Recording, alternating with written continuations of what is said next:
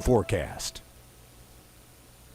Well, after we got rid of the fog this morning, it was certainly nice to see the return of sunshine and a pretty nice January day. Temperatures climbing back in the 40s, but you'll notice those clouds are rolling back in. There's a view right now from our Charlottesville camera. Let's take a look at some of the numbers currently. We did make it into the 40s today. 42 at the airport. We're 36 in Orange, 39 right now in Palmyra, 42 there in Buckingham, and already some middle 30s along the 81 corridor from Stanton to Harrisonburg. As far as winter weather advisories, those are farther to our south, but we do have an opportunity for some light snow and scattered snow showers in here late tonight and very early pre-dawn on Thursday. Now at this time, anywhere from a trace to about an inch. If there are higher amounts, I think they're really going to be confined to the mountains or really south of the James, but this is quick moving. But what does fall obviously in the morning could cause some icy spots, so be alert for that early tomorrow morning. Here's one model's depiction, and most locations are under an inch, a little higher as you get toward the mountains and certainly maybe south of the James. So most of the advisories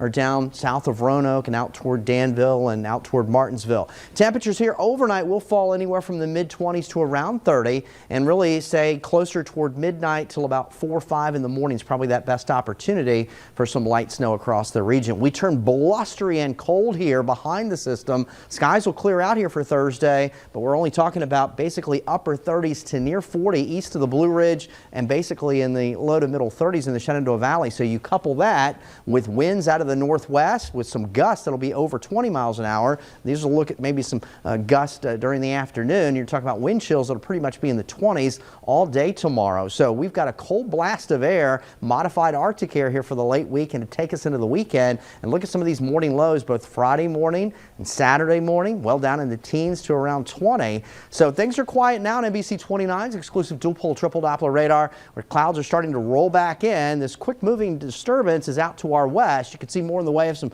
snow back across the Ohio Valley, a little bit more in the way of some rain here across eastern Tennessee, but those mountains will change over to snow here tonight. But even though the surface area below pressure is to our south, that energy crosses the mountains here tonight to bring us a chance of some light snow. Meanwhile, this is a big storm system impacting the west, and as that energy comes to shore, it's got to work across the country. But by Sunday into Monday of next week, that could be our next big winter weather maker we'll have to watch. We've got some modified Arctic air that is bleeding in, and that'll be the case here for the rest of the week, take us into the weekend, so turning colder. Here we are around 10, 11 o'clock. We start to see the precip in from the west, kind of overspreads the region during the early morning hours after midnight. The bulk of the heavier activity is farther to our south, but we'll see some light snow in here. Certainly, again, some icy spots in the morning. Then we'll start to clear out. It'll turn windy and colder tomorrow, temperatures in the 30s with wind chills in the 20s. Then we'll start Friday morning pretty frigid, teens to around 20. Friday afternoon, more sunshine, still blustery and cold with temperatures in the 20s. Maybe by Sunday, that next system impacts the region,